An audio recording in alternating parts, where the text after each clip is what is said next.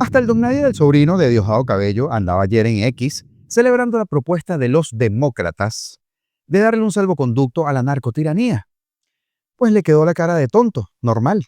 ¿Qué otra cara van a tener si el Senado de los Estados Unidos rechaza bloquear los ataques militares de Trump contra embarcaciones en el Caribe?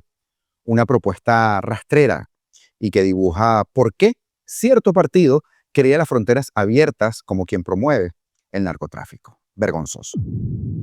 Mientras eso pasa, y según Bloomberg, Shell estaría a punto de obtener licencia de Estados Unidos para exportar gas venezolano a Trinidad.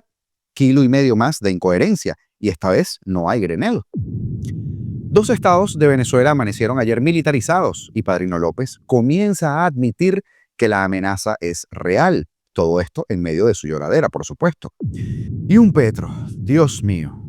Un Petro desesperado por bañarse en cuanto charco hay, viene ahora a decir que hay indicios que la última lancha bombardeada por Estados Unidos en el Caribe era colombiana.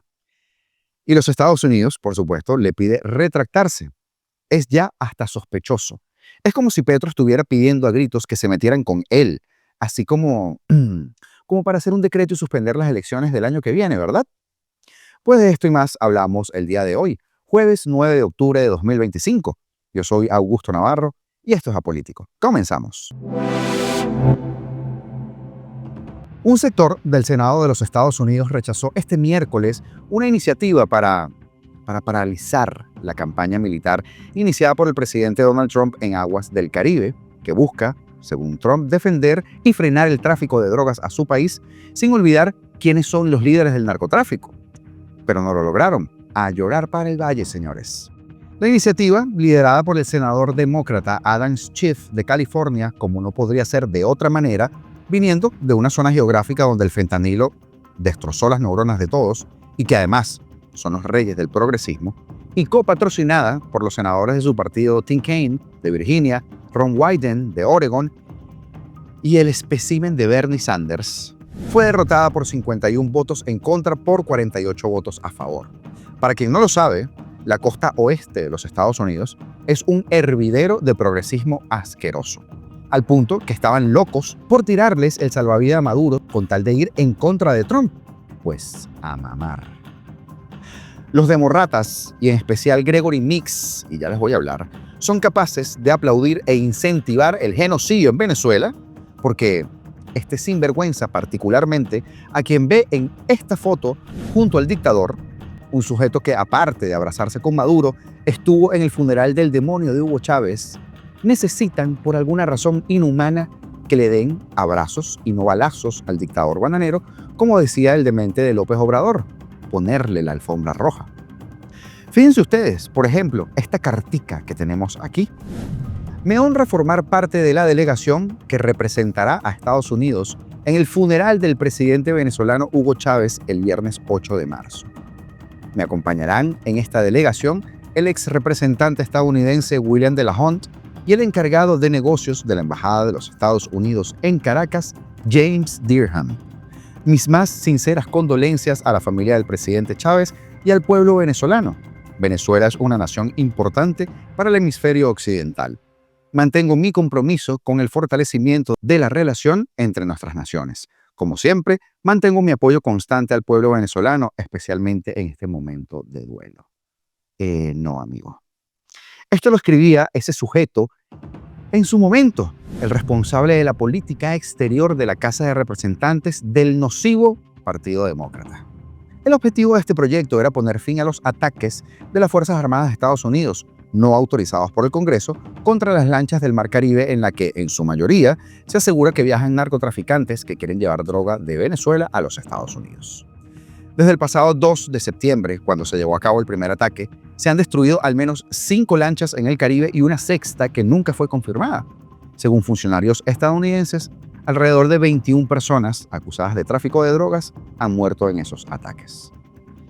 El texto recoge en sus primeras líneas la capacidad exclusiva del Congreso para declarar una guerra, como señala la Constitución en su primer artículo, y recuerda que no lo ha hecho ni tampoco ha autorizado el uso de la fuerza. Pero, lamentablemente para ellos no hay una guerra.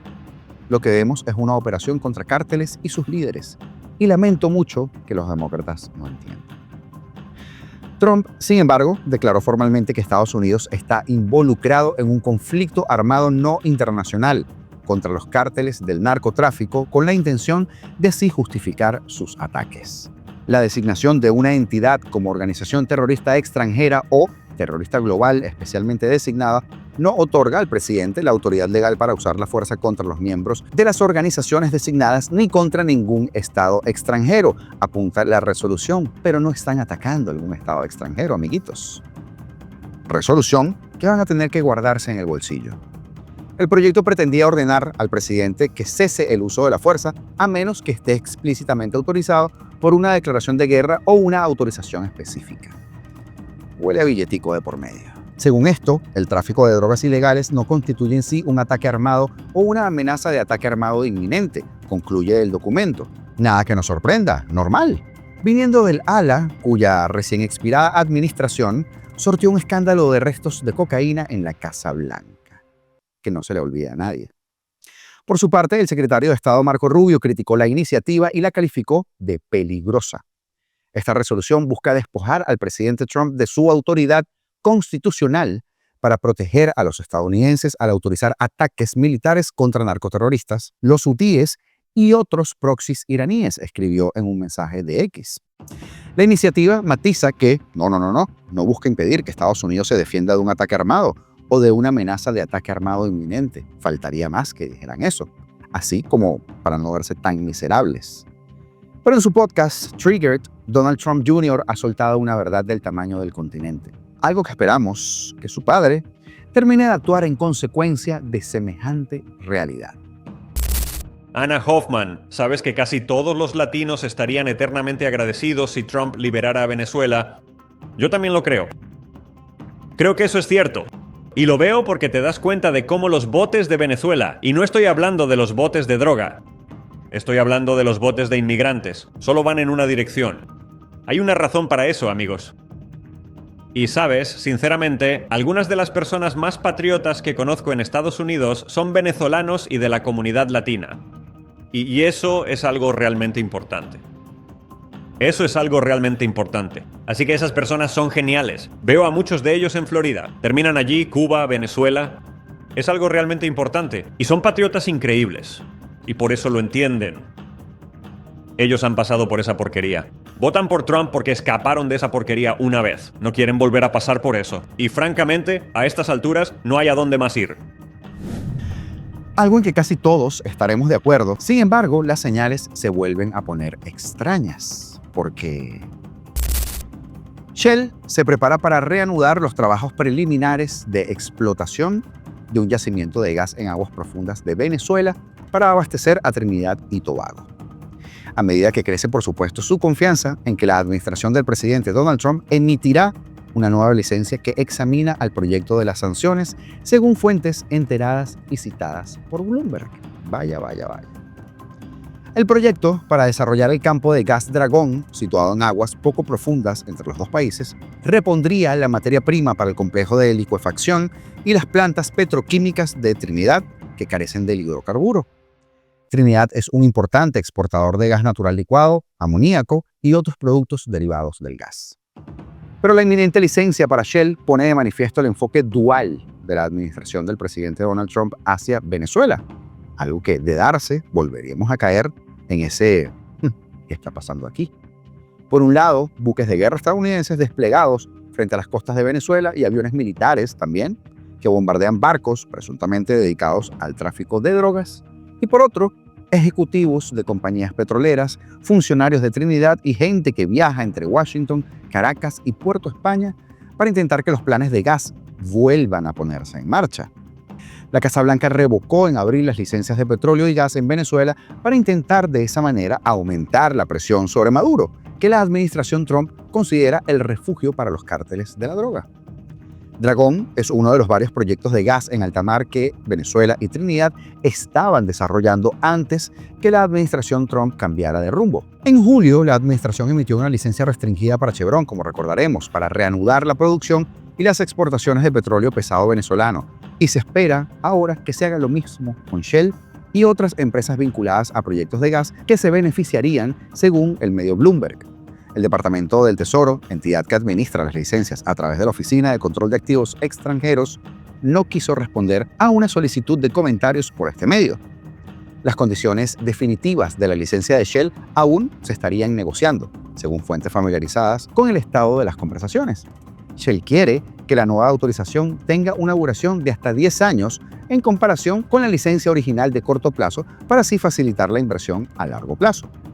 Paralelamente a las negociaciones con Shell, British Petroleum, BP, también está tratando de recuperar su propia licencia para exportar la parte venezolana del yacimiento de gas Manaquín-Cocuina, que se extiende a ambos lados de la frontera marítima entre los dos países. Shell y BP son los principales accionistas del complejo de licuefacción Atlantic en Trinidad, donde la producción de gas lleva más de una década en declive. La escasez de gas ha mermado las exportaciones de gas natural licuado y productos petroquímicos de Trinidad, incluido el amoníaco que utilizan los agricultores estadounidenses. El yacimiento de Aragón se encuentra a solo unos kilómetros de la plataforma Hibiscus de Shell, frente a la costa de Trinidad, y se considera que la administración Trump estaría dispuesta a permitir que las empresas petroleras reanuden sus actividades en Venezuela si no pagan impuestos ni regalías al régimen venezolano en dólares estadounidenses, según dijeron las fuentes. En una reunión celebrada el 30 de septiembre pasado con la primera ministra Kamala Persad-Bissessar, el secretario de Estado estadounidense Marco Rubio expresó el renovado apoyo de Estados Unidos a que Trinidad acceda a Dragón. Sin embargo, el jefe de la diplomacia estadounidense puso como condición que se tomen medidas para garantizar que no se proporcionen beneficios significativos al régimen de Maduro, según un comunicado del Departamento de Estado. Persad-Bissessar ha sido una firme defensora de los ataques estadounidenses contra embarcaciones en el Mar Caribe durante las últimas semanas. No podemos olvidarnos de esto. Y a finales de 2023, el Ministerio de Petróleo de Venezuela concedió a Shell y a NGC un contrato de producción compartido de 30 años para Dragón, que cuenta con 4 billones de pies cúbicos de reservas. Las empresas habían acordado las condiciones iniciales en 2018, antes que la primera administración Trump impusiera sanciones petroleras a Caracas en enero de 2019. Información que por supuesto lo deja uno así como... extraña. Los amaneceres en Venezuela ya no traen sol ni esperanza, traen tropas. Desde las 5 de la mañana del día de ayer, Nicolás Maduro y Diosdado Cabello activaron la militarización de los estados Vargas, y me importa un pepino si le cambiaron el nombre, y también Carabobo, y todo esto bajo la etiqueta de la Operación Independencia 200. ¡Qué ridículo es! Un título grandilocuente para un despliegue que, en la práctica, es un ensayo de guerra. El anuncio llegó apenas horas después de que Donald Trump ordenara, como bien tocamos en el programa, cancelar toda vía diplomática con Caracas, decisión que, según el New York Times, deja el camino despejado para que la escalada militar en el Caribe aumente. Una escalada que, al parecer, el organizador de bodas, Padrino López, y uno de los jefes del Cártel de los Soles parece comenzar a entender. Ha llegado el momento que el imperialismo norteamericano se ha atrevido a amenazarnos militarmente. Y nosotros no somos indiferentes a esa amenaza. Todo lo contrario, somos un país que hemos respondido con dignidad bajo el liderazgo del presidente Nicolás Maduro. Entonces yo lo que veo en el país es una alta cohesión, un alto nivel de articulación, y veo en el pueblo de Venezuela una alta conciencia, porque del hegemón del mundo se puede esperar cualquier cosa. Yo como militar, ciudadano, militar, como líder militar, yo tengo que estar suponiendo siempre la peor hipótesis. Y hablo aquí sin alarmismos. Yo no quiero estar imprimiéndole desasosiego, alarmismo a la población. Pero sí quiero alertar a la población que tenemos que prepararnos, porque la irracionalidad con que actúa el imperialismo norteamericano no es normal. No es normal. Pero la secuencia no deja espacio para la duda. Mientras en Washington se apagan los teléfonos de la diplomacia, en Venezuela suenan las cornetitas de movilización.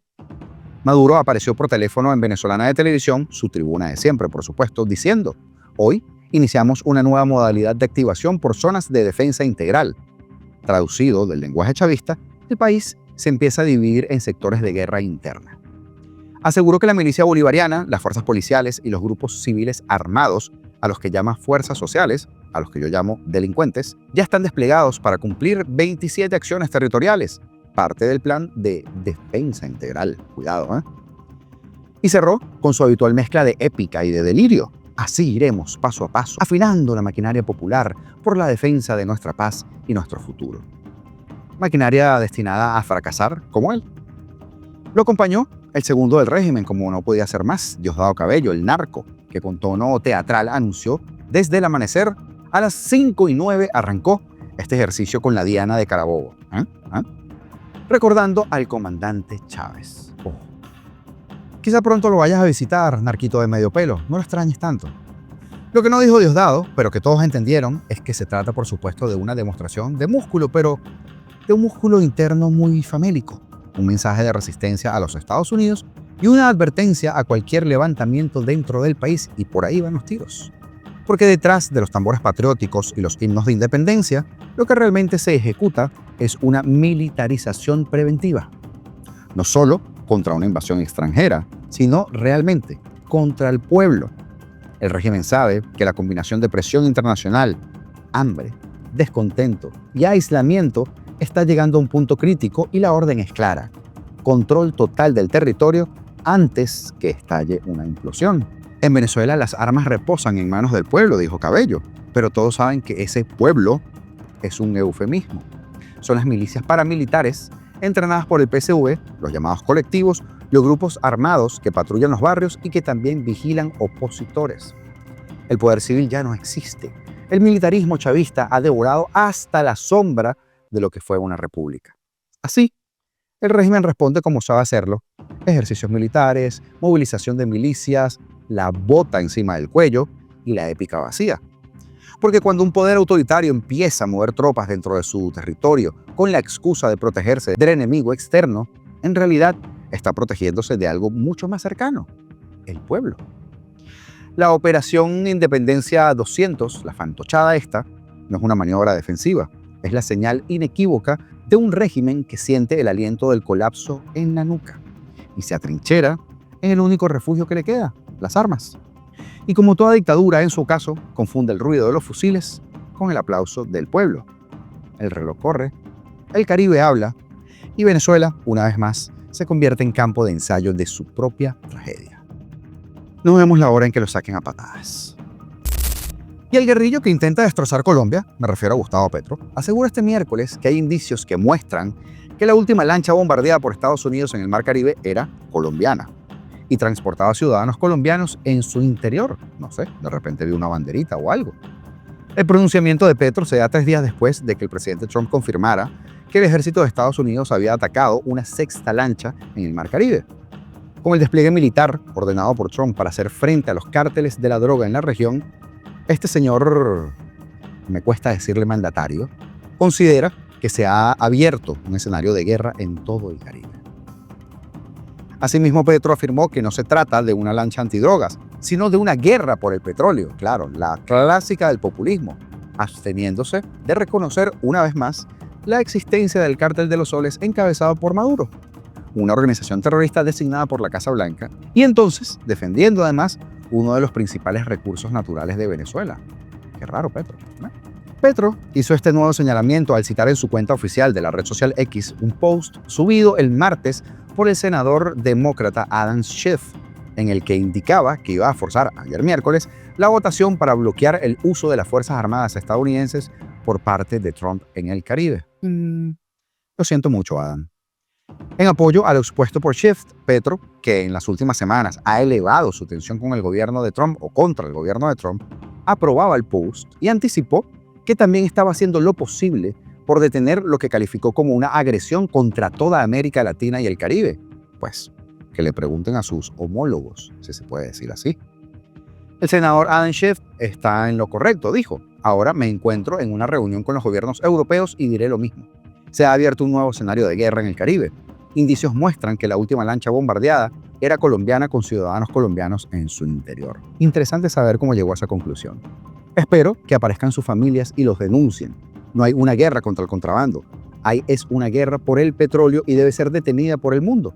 La agresión es contra toda América Latina y el Caribe, publicó Petro, quien no ha entendido que todo el petróleo de Venezuela ya le pertenece a China y también a los Estados Unidos. Pero en las últimas horas el periodista Juan Camilo Merlano recibió la respuesta de la Casa Blanca a esas acusaciones del guerrillero Gustavo Petro sobre el bombardeo de las embarcaciones en el Caribe que, según él, era colombiana. La Casa Blanca le dijo al periodista que espera una retractación pública ante el señalamiento. Estados Unidos espera que el presidente Petro se retracte públicamente de su declaración infundada y reprochable para que podamos volver a un diálogo productivo centrado en construir un futuro fuerte y próspero para los pueblos de Estados Unidos y Colombia, dijo un oficial de la Casa Blanca. Anda como loco Petro, quizá buscando la excusa para, por decreto o alguna artimaña, no lleguen las elecciones del año que viene en Colombia. Interesante, ¿no? Saludos especiales para Ivonne Labrador, para Raúl Vidal y para Gerardo. También para Guillermo Ponce por apuntarse a la membresía del canal. De la misma manera, Héctor Perdigón, Les Ama por el Mundo, nuevamente, Edgar Boada y Edwin Rivera por sus super thanks. Gracias de todo corazón a cada uno de ustedes. Y recuerden que comentar, darle like a nuestros videos y compartirlos con sus seres queridos es gratis y es muy fácil la manera en que tienen para poder ayudarnos. Además, con este botón del hype, después que uno le da like, aparece. Y si te aparece a ti, te lo pedimos especialmente porque, como siempre les digo, es algo experimental, algo nuevo de YouTube que ayuda a crecer a los creadores de contenido pequeños como nosotros. Señores, la cosa se sigue moviendo y todo está a punto de cambiar. Suscríbete y sigamos peleando juntos. Libertad o nada, porque seremos libres.